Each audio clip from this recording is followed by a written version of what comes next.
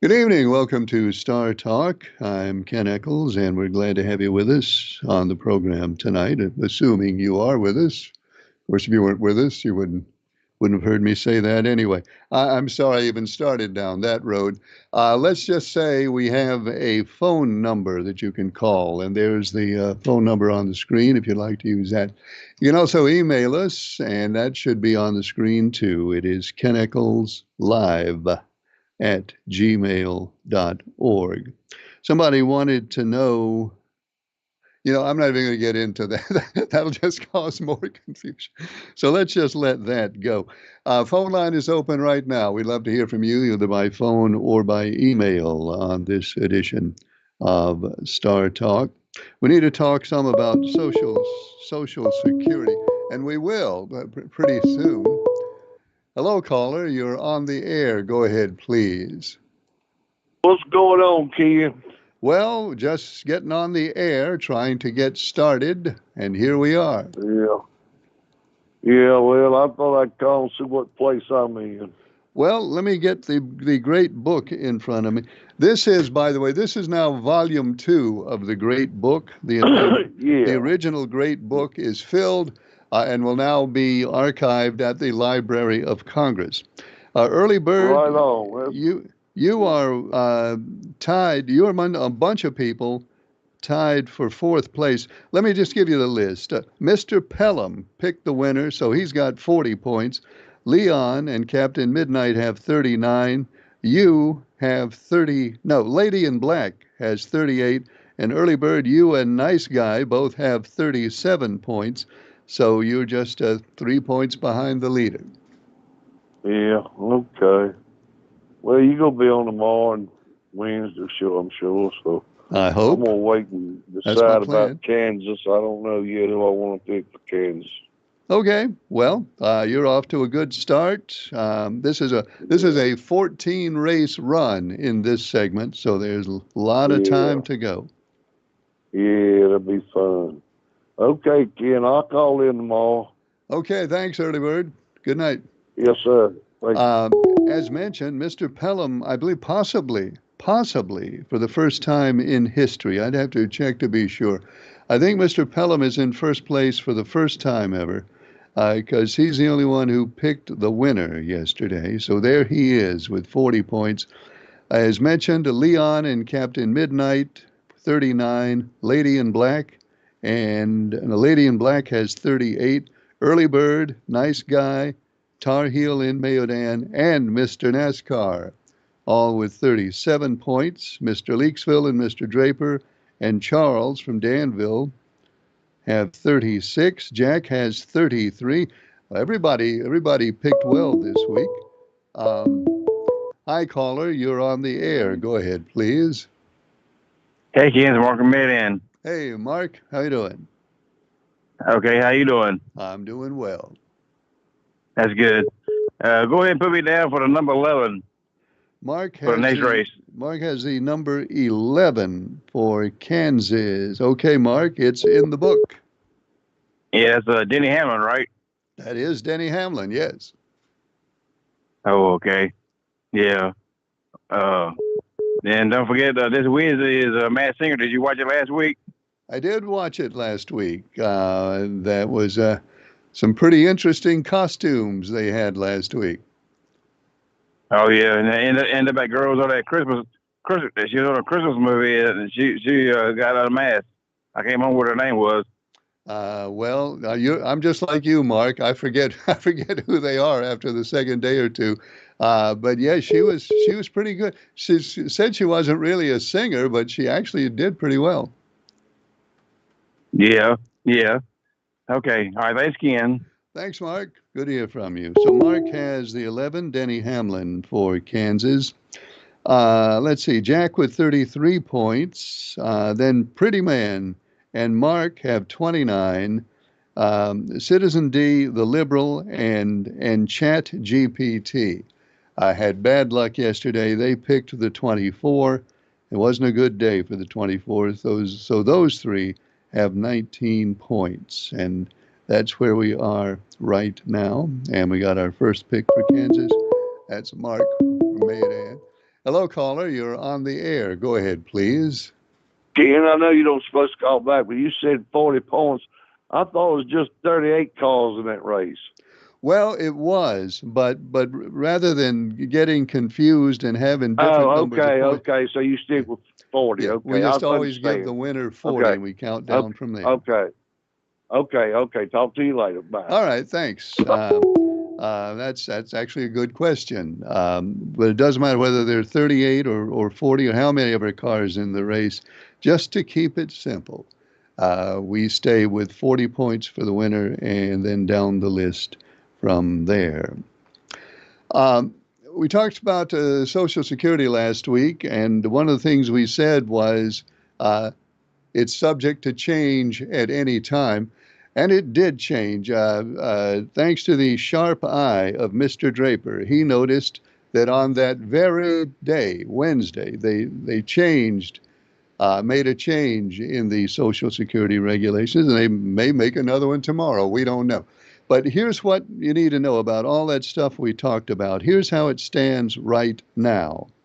If you are getting Social Security benefits, if you are receiving and have been receiving a Social Security benefit, you don't have to do anything unless they not call you, unless they send you a letter and tell you that you need to do something. So if you're getting benefits, you've been getting benefits for a while, uh, you're good, you're okay, unless they send you a letter and tell you otherwise, and they probably won't. But they might. So if they do send you, if you do get a letter from Social Security, see what's in it. But you're probably okay. In fact, you're almost certainly okay and don't have to do anything else if you are getting benefits right now. If you, however, if you, even if you're getting benefits, if you need to change the way the benefits are delivered, if you need to change a bank account, if they're being directly deposited, or if they're being mailed to your address, if you have a change of address, if you do anything like that, make any change like that, then you may be required to go in person to a Social Security office and verify who you are. But that's only if you're going to make a significant change, particularly a change in how your benefit is delivered. In that case, you very well might have to go in person to an office and verify your identity. If you are applying for a new benefit, you haven't been getting benefits before, but you're applying for a new benefit, in that case, you probably will have to go in person to an office, which wouldn't be that much out of the ordinary. That's what I had to do when I started my benefits. But you may be required to show up in person if you are applying for a new benefit. Now, some people, and I don't want to make it all confusing again, some people applying for new benefits might be able to do it online, but most likely, um, if you're applying for new benefits, and absolutely if you don't use the web portal, then you'll have to go in person to an office and apply. Um, Now, at one time, they said they had eliminated all telephone verification. However, when they made the change last week, they brought back some telephone verification.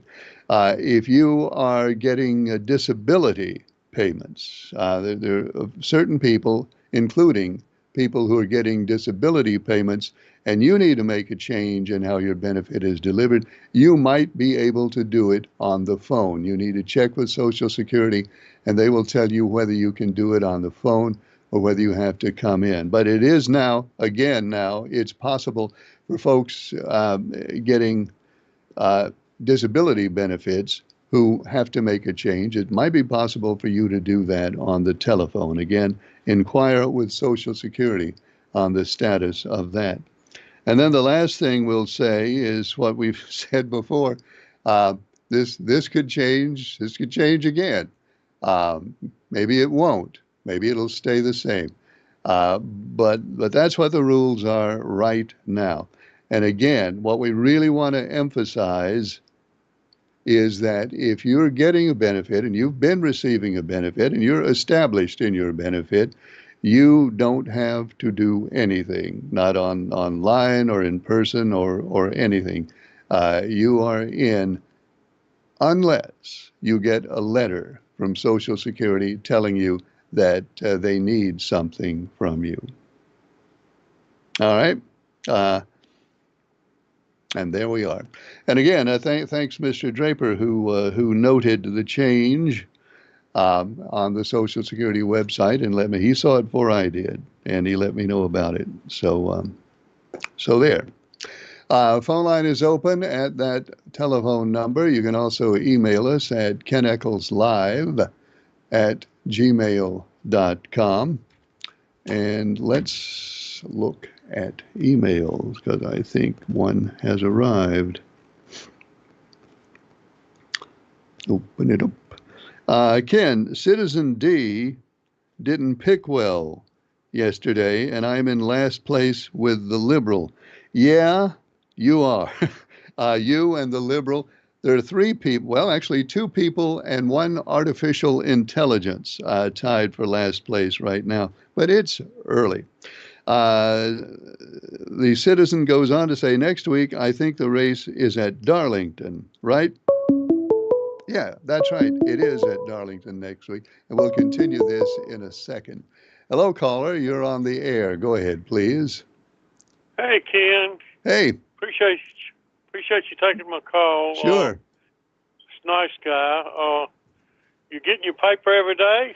I am getting my paper every day. Thank you. You deliver it way better than the professionals did. Well, I used to throw it away about 8:30, so I might as well throw it in your driveway. I really appreciate it. Thank you.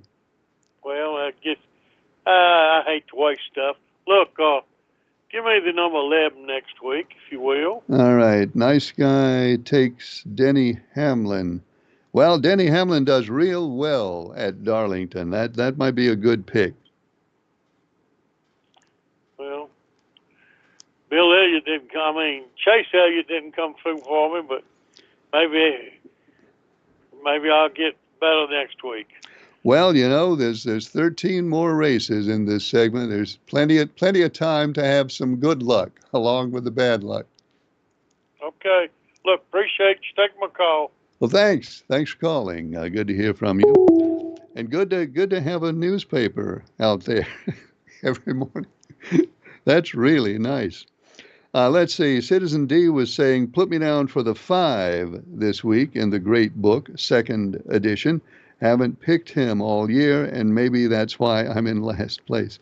Citizen D takes the 5 for next week. Also, I will make my NCAA Final Four pick for the national champion, and I will take the Duke Blue Devils. Thanks, and glad the Storms didn't kick your internet off today. Well, I'm glad they didn't. I'd say the Duke Blue Devils are pretty good, pretty good pick to win the NCAA championship. They certainly look like the best team to me. Hello, caller. You're on the air. Go ahead, please. How you doing tonight, Ken? Good. How are you? How do you like being in first I'm doing place? Good this week. You're in first place. How about that? Yeah, well, that's a first, so, Well, don't get used to it. Exactly. Yeah. Yeah. I appreciate the info on the Social Security thing, man. It seems like it changes every day, so hope it'll stay the way they got it right now. Well, it doesn't change every day, but lately it maybe changes every month. But I don't know. It looks like it ought to work pretty well the way they have it now, so maybe they'll let it stay. I sure hope so. I do. Whatever happened to the Supreme Court justice in North Carolina? What is that still floating around there, or what? That right now is still before the Court of Appeals. At least it was as of last week. It was still before the Court of Appeals, and if they made a ruling, I haven't heard about it.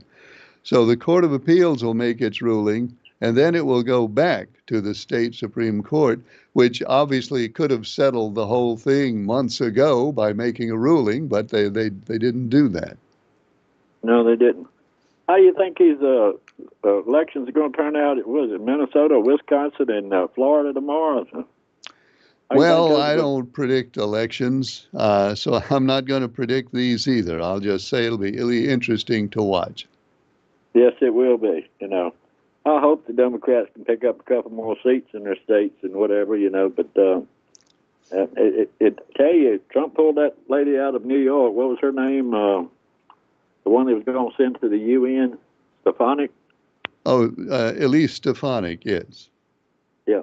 I think he was kind of afraid they might lose that seat with the way, everything's going now with all these demonstrations and things against Elon Musk and those type of situations. So I think he's beginning to see the light that people are really not satisfied with Elon Musk in the Doge team.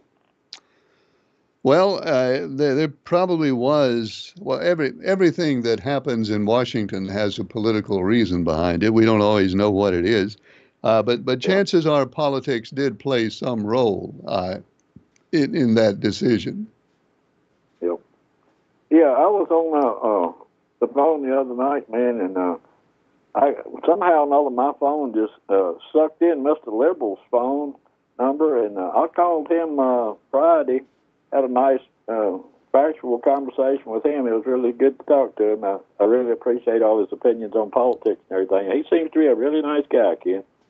Well, yeah, I think he is. I've never met him that I remember, but I just talked to him on the phone. I think he is a really nice guy.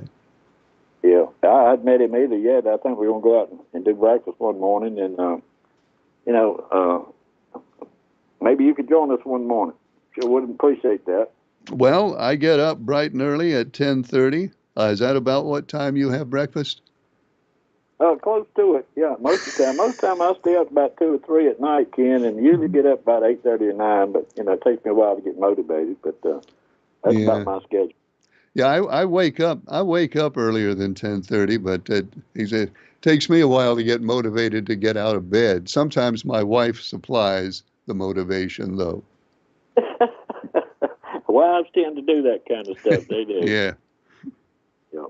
Well, who do you think this basketball tournament's going to come down to? You think it'd be Duke and Florida? Duke. Finally? I think Duke just has more talent than anybody else. Certainly that's what the eye test tells me. I think they've got more talent than anybody else.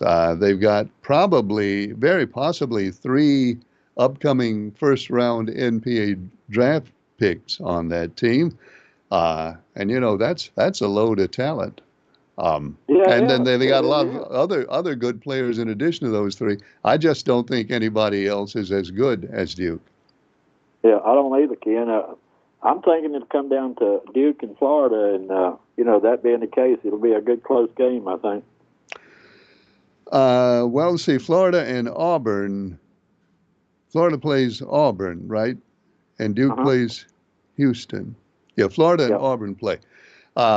Question about Auburn is, their best player is hurt. Johni Broome, he had lost use of his right arm at the end of the game yesterday. I don't know what kind of condition he's going to be in. Yeah. It'll be an interesting game, that's for sure. Well, it will be interesting. I tell you the truth. I think whoever plays Duke is probably going to lose by double digits. I really do. Okay. Well, I hope you're right, man, because I'd like to see Duke win it. I would. Yeah. Well, I'd like to see it come back to the ACC. Yep. Always. All right, Ken. Thanks so much for taking my call, man. I really enjoy your show. Thanks for calling. Good to hear from you. Phone line is open at that number. The email address is keneckleslive@gmail.com. And let's see. Oh, here's one from Mr. Leaksville. Hi, Ken. Mr. Leaksville here. Please put me in the great book for the 24. He will be the winner this weekend. Mr. Leaksville has no doubt at all that the 24 will win it this weekend. So, Mr. Leaksville, that is now in the great book, volume 2. This one says, Ken, what now becomes of the Great Book Volume 1? Does that go to the Smithsonian?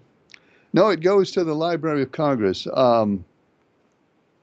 We, we, we considered donating it to the Smithsonian, but I don't, my people and their people got together, and then the people from the Library of Congress came in, and then Charles Rourke sort of managed the whole thing. So it's going to the Library of Congress. Hello, caller. You're on the air. Go ahead, please. Good evening, Ken. How are you? I'm good. How are you? I'm doing pretty good, thank you. I guess I'm going to go ahead and pick my choice. I just did my research. All right. And I'm really going to swap some things up here. I'm going to go with Christopher Bell. Christopher Bell. That's an interesting pick. What has led you to that conclusion? The best average finisher. That he is. I hadn't looked it up, but I'm sure that's right. Larson's fifth. And he's not first. He's not even first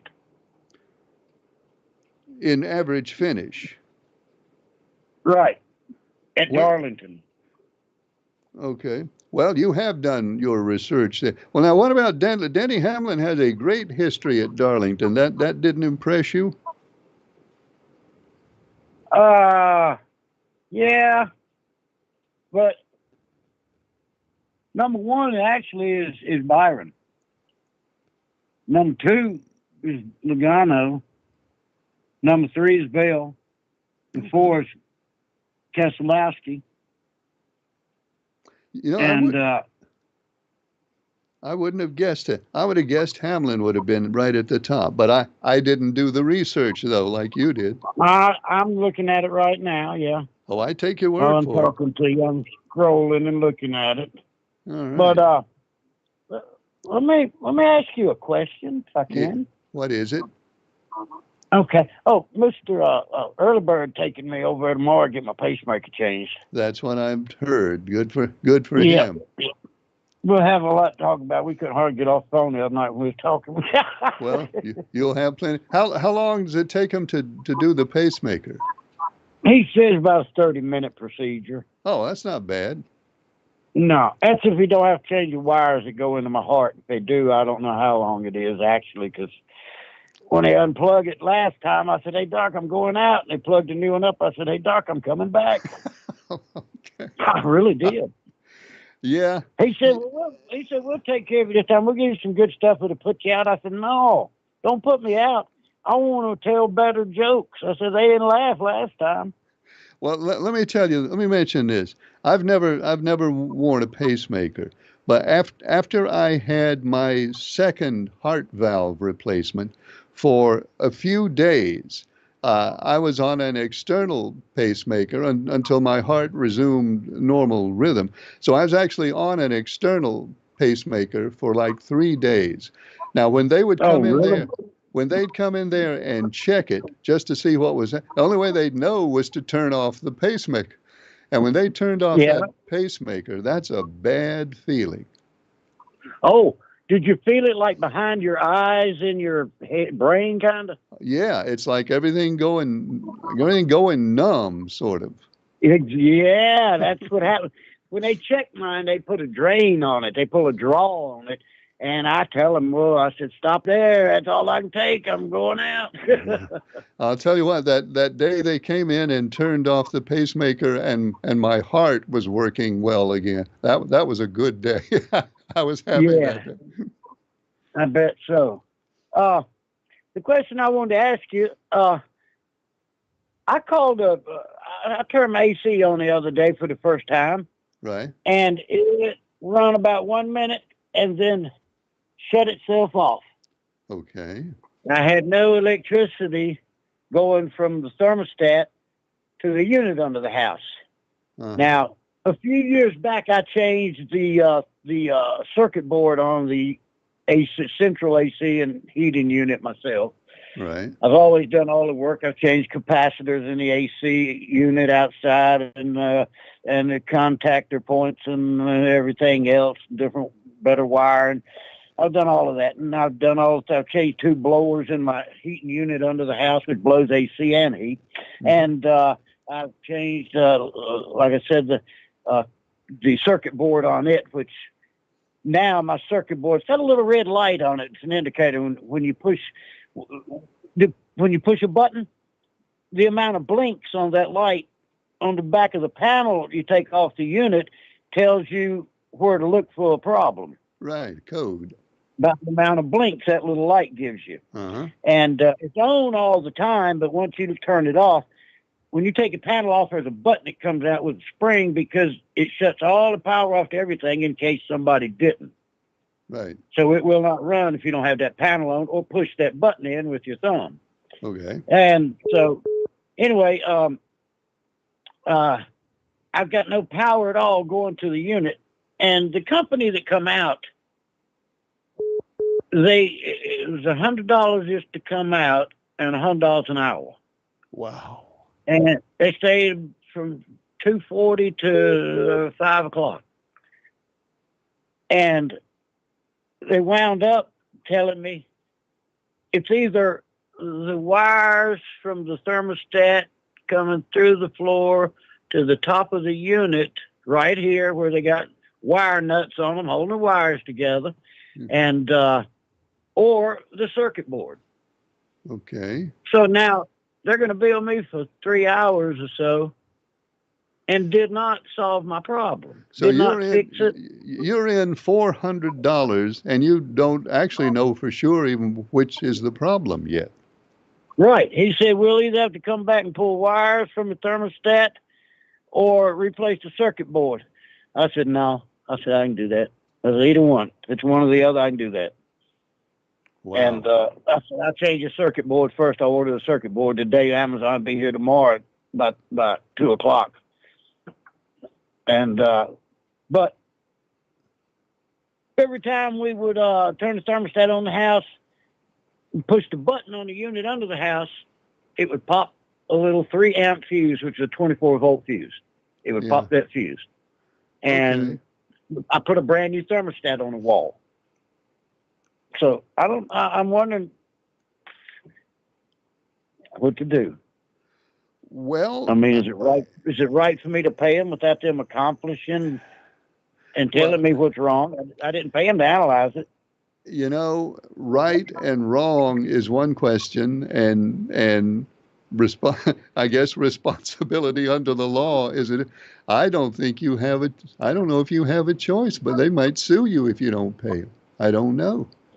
No, well, the worst they could do is put a lien on my house. Yeah, I guess. They can't sue me, yeah.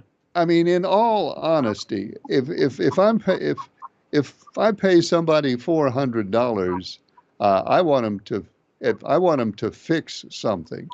At the very least, I want them to be able to tell me what's wrong, even if they don't fix it. But really, I want them to fix something for $400. And I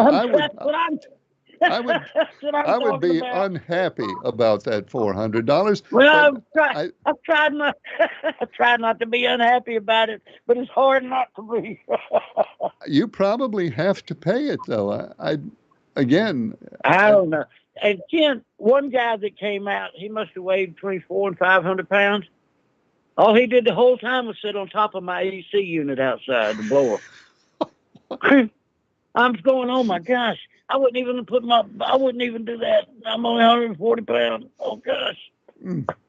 Well, all he did was sit there and talk loud. I hate for that to happen, but that's a lot of money for them not to do anything. I know it.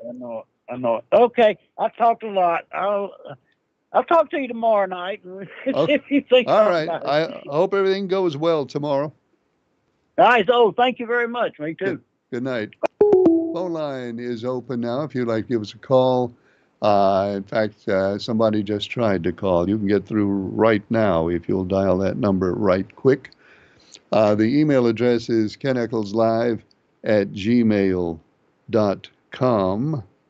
So you can give us a call or send us an email. And here's somebody. Hello, caller. You're on the air. Go ahead, please. Ken, thanks for taking my call. This is Briscoe from Huntsville. Hey, Briscoe. I'm an elderly, as I've told you before, I think, I'm an elderly retiree. Right. And when I was working, I contributed money to an IRA, independent retirement account. Right. And the company I worked for contributed also. I'm sorry, Briscoe. Hey, hang on a sec. What about the company you worked for? I didn't get that part. It was Burlington Industries. Oh, okay. Now I got it. Go ahead. But anyhow, the company contributed, I contributed, and all of it was pre-tax money. Right. And at my age, I'm required now, due to federal law or whatever, to for the IRA to disperse money to me at a certain percent, depending on age. Yep, minimum required disbursement. That's correct. And I, smartly, I think, I have the disbursement come to me in the last few days of December after the annual income or whatever is added to my account. Yeah, cost of living adjustment. That's right. But I have 10% federal and 5% state taxes taken out. Right. But I got to thinking about it, and what I should, and I get the net amount and put it in a checking or savings account or something like that, or invest it somewhere locally. But I got to thinking about it.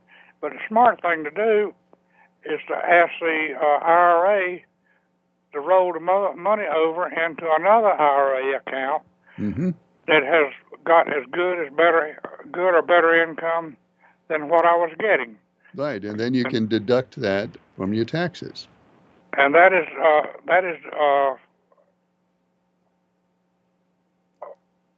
money that'll make more money than 0.5% or 0.25% in a checking or savings account. Yep, that is the smart thing to do. Well, I'd like to advise any retirees to have the same system to consider that. Well, it's a good point, because even though you are retired, and as long as you have earned income, you can continue to make an IRA contribution and deduct it from your taxes, and it saves you some money. Well, I don't know where I can deduct it from my taxes or not, but at least it go into another IRA account, whatever. I've got 3 different accounts with the same company. Well, now, Briscoe, you don't have earned income, do you? No, I don't think I have a Social Security. Okay, well, then you can't use it as a tax deduction because you don't have earned income, but it's still a good idea for you. Yes, and, put it over into something that makes more money than 0.25% or whatever you can get in a checking account or savings account or whatever in your local bank. Yeah, well, that's good advice. But I thought I'd just run that by you. Thank you very much for taking my call. Well, thanks for calling, Briscoe. It's good to hear from you, and that's a wise idea. Any of you folks who are receiving IRA distributions, and if you are, of course, past, is it 72? I'm not sure exactly what the age cutoff is now, but if you have to take that minimum required distribution, if you can afford to do it, not everybody can afford to do it. If you can afford to do it, if you just roll that over into another IRA, you come out ahead. And if you have earned income that equals the amount that you're rolling over, that also becomes a tax deduction for you. I should shut up. I'm going to stop right there because I'm not qualified to give anybody financial advice. So having said what I just said, I'll advise you to ignore it and ask somebody who really knows what they're talking about whether what I said is a good idea. But I think it is. But feel free to check and be certain about that. Let's see. Email. How did I get messed up? Oh, I know why I'm messed up. I got the wrong phone in my hand. Let me get the correct phone. And having done that, emailer says, Ken, I think you're exactly right. I think the Southeastern Conference, we're on basketball here. I think the Southeastern Conference had a whole lot of good teams, more good teams than other conferences. But I don't think anybody in the Southeastern Conference or anywhere else outside of the NBA is as good as Duke. So I think Duke will be the winner, and I think they'll probably win fairly easily, says the emailer. Yeah, I think so. This one says, Ken, how'd the computer do this week? The computer, that would be, well, it's not exactly the computer. Well, it's sort of the computer. It's ChatGPT, the artificial intelligence. Didn't do very well this week. The artificial intelligence picked William Bowman. And now the artificial intelligence and the liberal and Citizen D all are at the bottom of the totem pole, at least for the time being, all with 19 points. So that's what happened there.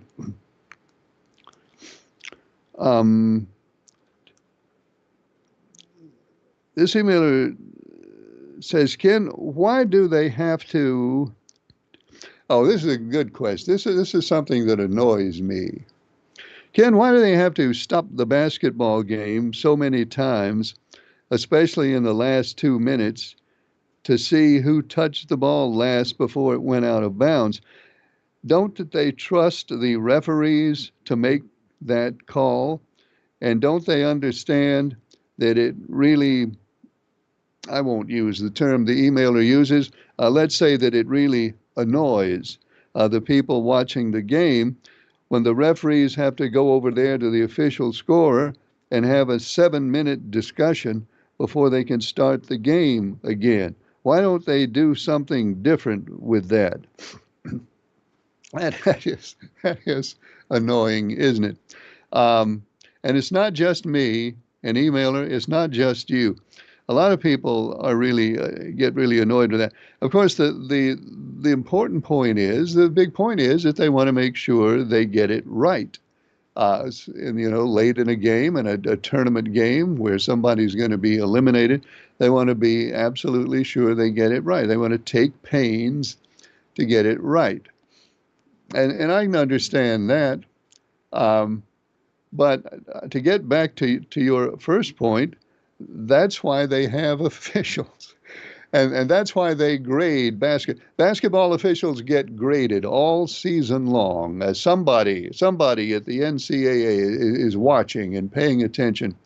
And by the time it gets to the tournament time, they have the officials that have graded the very best during the season. So they've got the cream of the crop. If there is a cream in the officials' crop, they've got it right there at the NCAA tournament. These are the people that they have found best and most efficient all year long. And they say, okay, we got the very best officials, the very finest officials, the officials who have made the best calls, the officials who have gotten the best grades.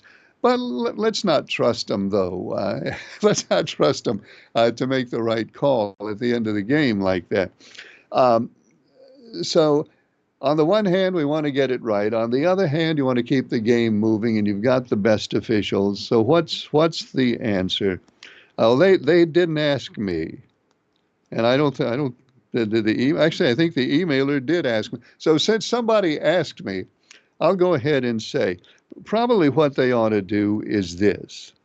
Rather than going to check and discuss every close call on an out of bounds play, let's give the coaches, this is other sports do something like, let's give the coaches, let's say,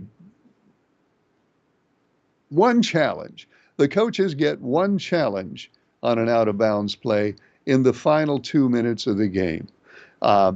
So if it's the last 2 minutes and a ball gets knocked out of bounds and there's some uncertainty over who touched it last, each coach will have an opportunity to challenge one out of bounds call in the final 2 minutes. And they can use it whenever they want within those final 2 minutes. But once the coaches have used their two challenges, then we play on. And we don't stop the game again for a discussion at the scorer's table. That's my idea. I don't know if it's a good idea or not, but it's mine, and I like I like my bad ideas just as much as I like my good ideas. I love them all equally, my good ones and my bad ones. Anyway, I think that would be a good way to do it because it is annoying. There was, I'm not sure which game. There was a game last week where they stopped the game for almost 7 minutes while they looked and they looked and they looked and they replayed and they replayed it and they replayed it and they stood around at the table, and I guess they were talking about the play. Who knows what they were talking? They might have been talking about something else entirely by the time it was over. And at the end of that 7 minutes, the ruling was the officials got it right. So there we are. Hello, caller. You're on the air. Go ahead, please. Yes, Ken. How you doing tonight? Good. How are you? All right. First, I want to congratulate Mr. Pelham on his out forecast for the week races. His ascendance to the top. His ascendance to the top, but he better keep his guard up because there's some people back there want to make a hard comeback. Yeah, a whole long list of them. All right, look, Ken, a brief statement right quick that something that concerned me. All right. Ken, we're now living in a time and country where people are snatched up off the streets because of a tattoo that may resemble a gang without evidence shown of their involvement. They are taken away without any due process of the law. The names are not given, the location, and where they may be taken. If a student expressed fondness for Palestine, which free speech allows, they can be swept up and have their visa taken away. This is what Russia, China, and North Korea does. Yet we have Americans, even veterans, who fought for our democracy now okay with these Stalin-like actions. Their veterans' allegiance is to someone who view them as losers and suckers and who use his parents' money to become a draft dodger.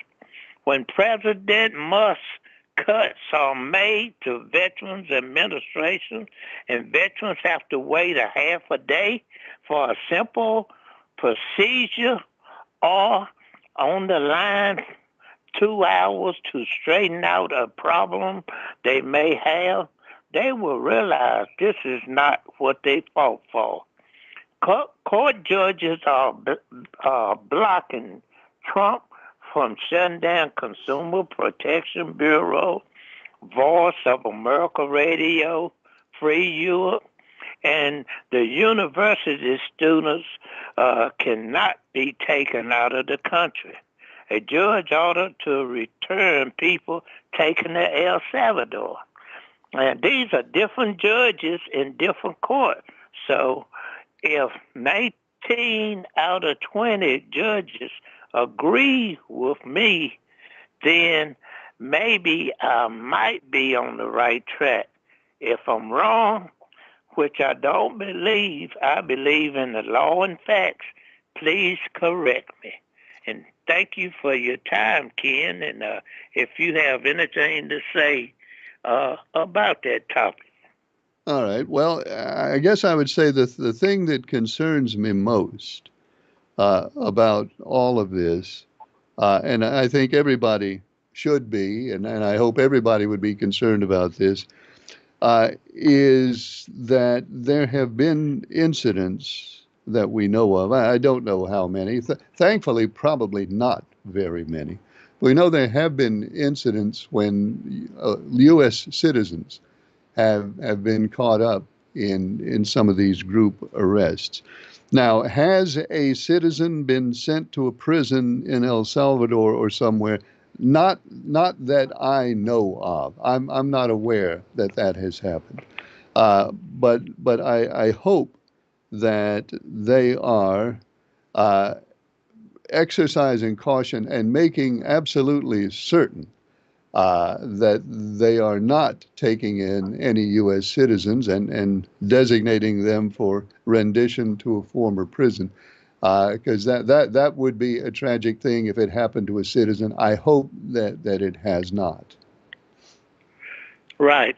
Yeah. Well, do you think if a student now write an article for the newspaper and voice their fondness for Palestine, that they should be snatched up by hooded men and the visa taken away, and they are taken away without any due process of the law?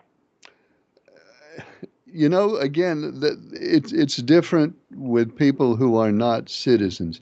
Do I think personally, do I think they should be able to say what they want to say? Yeah, if it was up to me, they'd have free speech, the same free speech that a citizen has, but legally, they don't.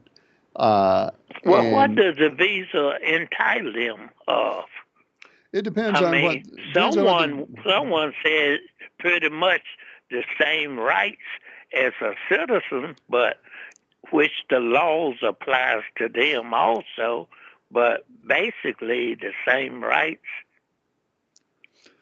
It depends on what sort of visa they have. If it's a student visa, they can be legally in the United States as long as they are a student at the school and in the program identified by the student visa. If it's a work visa, then it's a different set of requirements.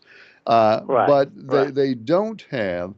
If you're here legally on a visa, you are not guaranteed the same rights as a U.S. citizen. To start with the very basic, if you're a U.S. citizen, you're guaranteed you have the right to live here the rest of your life.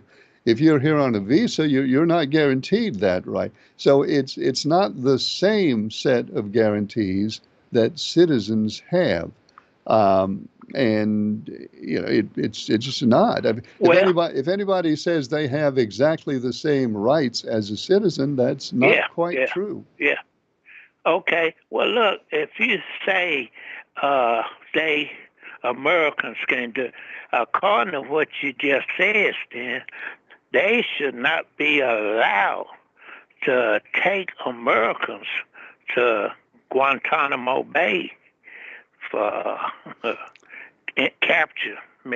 Well, U.S. citizens, no. I don't think they should be allowed to take U.S. citizens out of the country and put them in prison if they are United States citizens. At the very least, they are entitled to full due process before anything happens to them. Well, that has happened because they snatched up this husband and wife and took them there, and then they later they brought them back. But it's scary when mass people can walk up on you on the street and show you some type of ID, which you can purchase anywhere, and then put you in a van and take you off. Nobody knows where you are or what you done. And now that's a scary situation because some people, they allow people that disagree with them may be snatched up for just that reason alone. Well, I agree. It would be a very scary situation. I mean,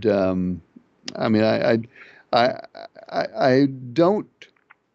I guess I'll just repeat what I said before. It was up to me. If I was king of the world, which I'm not, then anybody who's in the country legally on a student visa or work visa or anything else, I would tell them, yeah, you're free. As long as you don't hurt anybody, as long as you obey the law and don't commit any crimes, you can express any opinion you want to while you're here. That's what I would say.